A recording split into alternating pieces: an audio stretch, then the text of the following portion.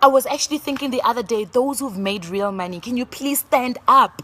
Can you please stand up, guys, and teach us how to manage our money better? We're talking about people who started businesses. We're talking about people who are managing their personal finances so perfectly to a point where they can actually teach us, teach the rest of us. Because it makes me wonder, do we really have business people in this country? Or are we having some accidental entrepreneurs? You know, and I say accidental entrepreneurs because I just feel like every single year, Uzuma, our president, you know, at every SONA, he speaks about entrepreneurship and he puts out this call to the youth, to women, especially black people, to start small businesses and become industrialists.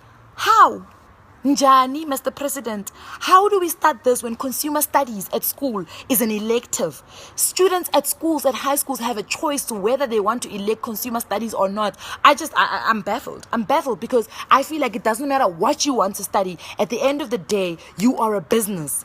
You are a business. You need to take whatever you're good at and exchange it for money for you to be able to survive. So how? Robert Kiyosaki, in his book, Rich Dad Poor Dad, he talks to this young Singapore author, and she says to him, I want to be the best-selling author like you, Robert. And he says to her, well, you better go and study some selling.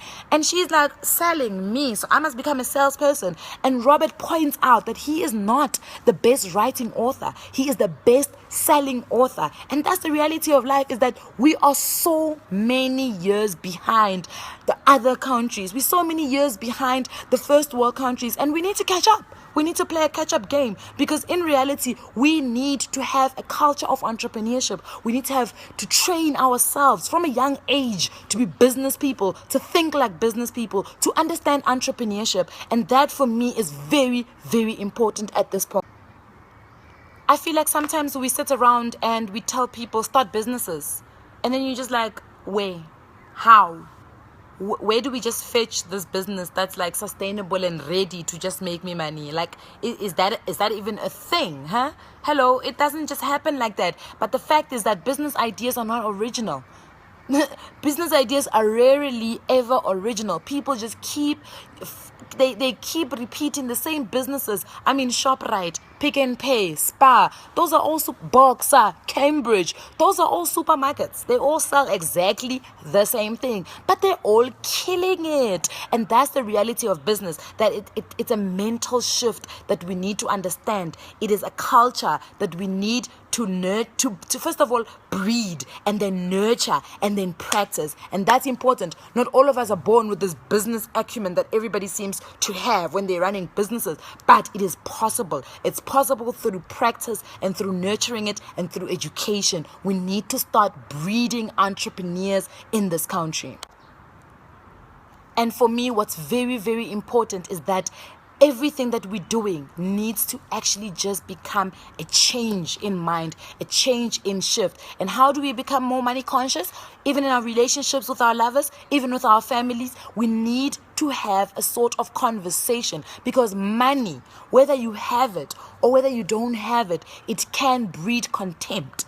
People will abuse you when you have money, especially lovers and family members who just don't understand how it is that you specifically are the only one who has money. And when you don't have it, it's also the same thing, because money, again, does breed contempt. As Black people, we need to start planning. We need to do financial plans within our families. You know, it puzzles me sometimes. You know, a child would be in matric, and we all know Gutumtana is in matric, and we know Gutum next year is tertiary, and this kid needs to have money to register and actually pay for fees and for res, and they need to pay for textbooks, whatever, registration, all those amounts. But somehow it like hits us by surprise. Gutumtana, we are at university.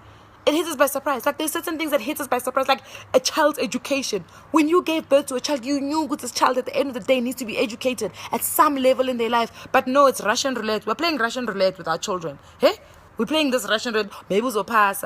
Maybe. I'm not sure if it's going to pass this year. You know what I mean? No, guys. We need a level of financial planning, especially as Black people. Financial literacy and management is very, very important in our families. We need to also start opening our mouths and talking about money. Money cannot become taboo in our relationships, in our families, within our friends. If you are having a problem with money, you need to speak up. You need to seek the help that you need. And we need to start having these conversations conversations, real conversations. And that for me is what's important, is that people need to start speaking real. We need to say what's real. If you are struggling and you are finding yourself in a situation where you actually don't know what to do, you need to open your mouth and speak, because these conversations are very, very important. Financial freedom starts with us. We have a powwow session on the 4th of February at the Apollo Hotel in Randburg. You do need to RSVP so we know that you're coming, so that we can reserve a seat for you. Please.